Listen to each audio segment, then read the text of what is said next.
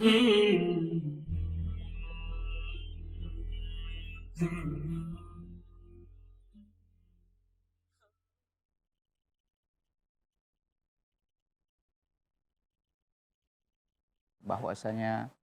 apabila nusrah tersebut dilakukan dengan cara yang dibolehkan oleh syariat, dengan cara ruqyah, maka itu adalah nusrah yang diperbolehkan. Jadi yang dikatakan oleh, yang disabdakan oleh Rasulullah sallallahu alaihi wasallam pada hadis yang telah kita sebutkan di awal tadi, itu bukan maksudnya nusrah seperti ini. Karena Rasulullah sallallahu alaihi wasallam membolehkan ruqyah, membolehkan bahkan beliau meruqyah dirinya sendiri dan meruqyah keluarganya, dan para sahabat pun sebagaimana yang pernah kita jelaskan, mereka tersebut meruqyah seorang pemuka kabilah ketika mereka tersebut pergi dalam suatu safar, dan hadis ini ada dalam kitab tauhid yang pernah kita sampaikan. Pergi mereka dalam melakukan suatu safar, kemudian mereka kehabisan bekal, kemudian mereka singgah kepada suatu kabilah, mereka minta dijamu, akan tetapi mereka ditolak dan tidak dijamu oleh kabilah tersebut. Kemudian qadarullah, ya, ada salah seorang pemuka kabilah, pemimpin kabilah tadi disengat oleh binatang berbisa, sehingga mereka mencari orang untuk menyembuhkan dengan cara ruqyah. Maka salah seorang sahabat membacakan Al-Fatihah, kemudian mereka memberikan hadiah, dan hadisnya panjang. Kemudian intinya Rasulullah sallallahu alaihi wasallam membenarkan dan mengatakan bahwasanya apa yang dilakukan tersebut adalah suatu yang diperbolehkan. Bahkan Rasulullah dalam hadis tersebut mengatakan, ya, berikan sebagian jatah kambing yang kalian dapatkan tersebut untukku. Selain mengobati sihir tersebut dengan ruqyah, ada beberapa cara yang juga diperbolehkan dalam syariat.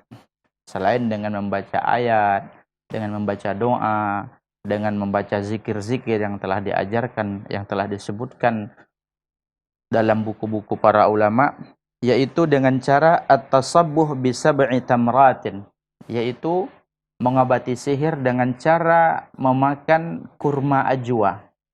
Karena ada keterangannya dari Rasulullah sallallahu alaihi wasallam.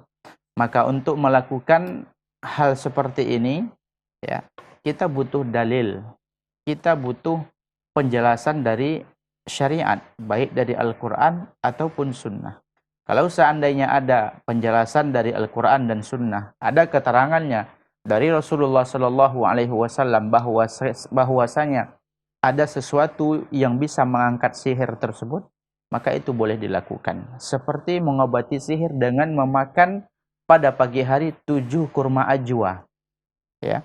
Dalam hadis Rasulullah sallallahu alaihi wasallam menyebutkan, man tasabbaha bi sab'i tamratin ajwatin waqahu Allah, au kama qala sallallahu alaihi wasallam, minas sihri. Barang siapa yang pada pagi harinya memakan 7 butir, ya, 7 buah kurma ajwa, maka Allah Subhanahu wa taala akan memeliharanya, menjaganya, ya, akan Allah berikan penjagaan dari sihir pada hari itu. Maka ini tentunya salah satu alternatif, dan ini diperbolehkan. Ya. Kemudian sebagian ulama menjelaskan, di antaranya yang saya ingat adalah Al-Imam Syekh Abdul Aziz bin Baz menyebutkan bahwasanya kalau seandainya kita tidak mendapatkan kurma ajwa, yang dia merupakan kurma yang dikenal dengan nama kurma Nabi, ya. Karena dalam hadis itu memang disebutkan, man tasabbaha bi sab'i tamratin ajwa. Maka ada keterangan dari ulama kita, kalau seandainya seorang ingin mengangkat sihir darinya, akan tetapi dia tidak mendapatkan kurma ajwa, karena memang kurma ajwa ini harganya lebih mahal, dan dia tersebut lebih sulit untuk ditemukan dari kurma-kurma yang lain. Akan tetapi sekarang dengan mudahnya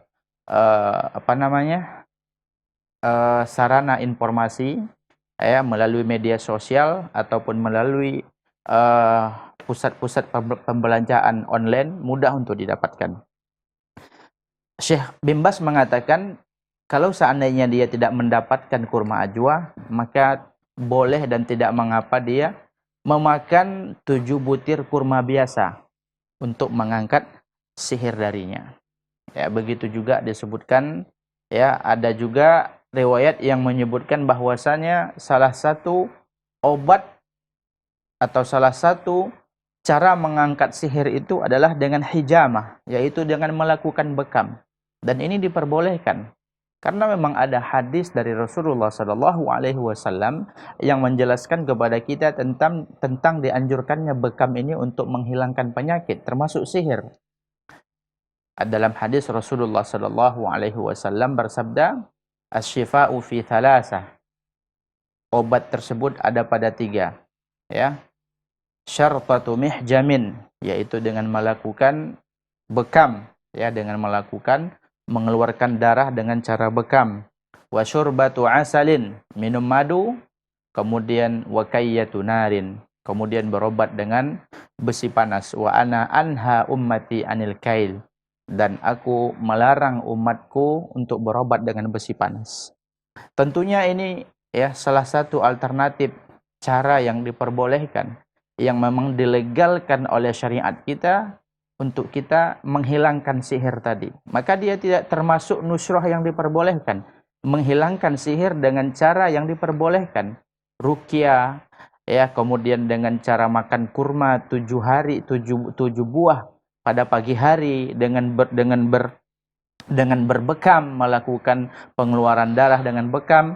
Kemudian juga dengan memperbanyak ketaatan kepada Allah Subhanahu wa taala, memperkuat benteng keimanan dan mengokohkan akidah dengan memperbanyak membaca Al-Qur'an dan memahami sunnah-sunnah Rasulullah sallallahu alaihi wasallam. Dalam kitab Syarh Al-Bukhari yang ditulis oleh Ibnu Battal, Al-Imam Ibnu Battal, karena selain kitab Fathul Bari ada penjelasan dari kitab Sahih Bukhari yang ditulis oleh Al-Imam Ibnu Battal. Beliau menyebutkan bahwasanya salah satu cara alternatif atau pilihan untuk menghilangkan sihir, dan ini diperbolehkan. Ya, ini diriwayatkan dari Wahab Ibnu Munabbih bahwasanya salah satu caranya adalah dengan mengambil 7 lembar daun bidara.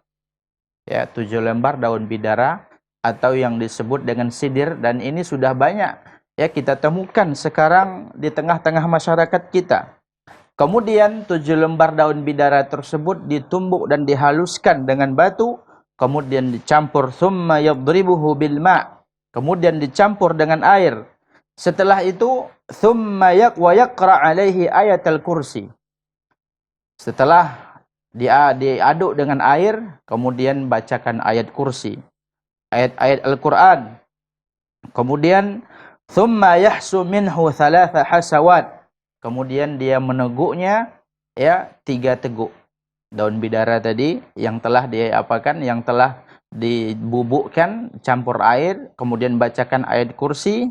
Ya, dalam riwayat lain disebutkan baca qul huwallah, ya, qul huwallahu ahad, qul a'udzu birabbil falaq, qul a'udzu birabbin nas. Wa yaghtasilu bihi. Kemudian dia melumurkan ke badannya, memandikan badannya dengan air tersebut.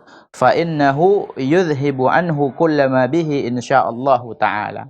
Dengan demikian, insyaallah penyakit-penyakit yang ada termasuk penyakit sihir itu akan Allah angkat dan akan Allah hilangkan. Ini merupakan alternatif-alternatif yang memang diizinkan dalam syariat kita.